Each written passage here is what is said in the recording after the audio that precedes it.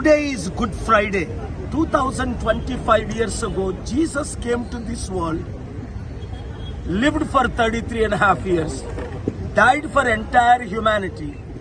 Here I have a Muslim brother, Christian brothers, and Hindu brothers, several of them here. Irrespective of caste, creed, religion, Jesus gave his life. He was not a Hindu. He was not a Muslim. He was not a Christian. He didn't have any religion. But he came, died, rose again, as he promised after 3 days. He ascended to heaven after 40 days and promised, behold, I come back quickly. And he is coming back. There are radicals and extremists who are disturbing these kind of peace rallies. My message is very simple. Good is more powerful than evil. Truth is more powerful than lie. Love is more powerful than hatred. Let us live together instead of dying together in peace.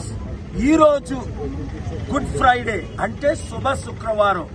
యేసు ప్రభు 2025 సంవత్సరాల క్రిందట మానవులందరి కొరకు, ఇప్పుడున్న 850 కోట్ల జనాభా కొరకు, ఇంతవరకు చనిపోయిన 100 కోట్ల జనాభా కొరకు 2025 సంవత్సరాల క్రిందట వచ్చి ప్రాణం పెట్టి 3వ దినాన తిరిగి లేచి మరలా నేను వస్తానని ప్రకటించి మీ అందరి కొరకు శాంతినివ్వడానికి, మనసు నెమ్మది ఇవ్వడానికి, శరీరానికి ఆరోగ్యం ఇవ్వడానికి, కుటుంబంలో సమస్యలు పరిష్కరించడానికి మీరు ప్రభువుని స్మరించండి, హృదయంలో చేర్చుకోండి, రక్షకులుగా అంగీకరించండి, దేవుని దీవెనలు, శాంతి పొందండి.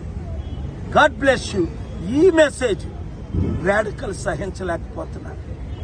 ఈ మెసేజ్ ఇచ్చినందుకు ప్రవీణ్ పగడాలని ముక్కలు కోస్తాం, చంపుతాం అన్నారు. ఈ మెసేజ్ ఎందుకు, ఏముంది తప్పు ఇందులో? మతం మార్చట్లేదే, కులం మార్చట్లేదే, నేషనాలిటీ మార్చట్లేదే. హృదయం మార్చుకోండి, మనసు మార్చుకోండి, తలంపులు మార్చుకోండి. మీ చూపుల ద్వారా, నడక ద్వారా, ప్రవర్తన ద్వారా ప్రభువుని చూపించండి. ఇదే message.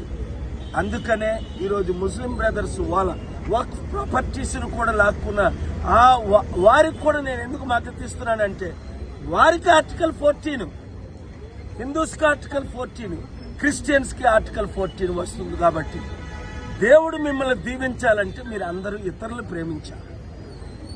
God bless you. Share this video with everybody.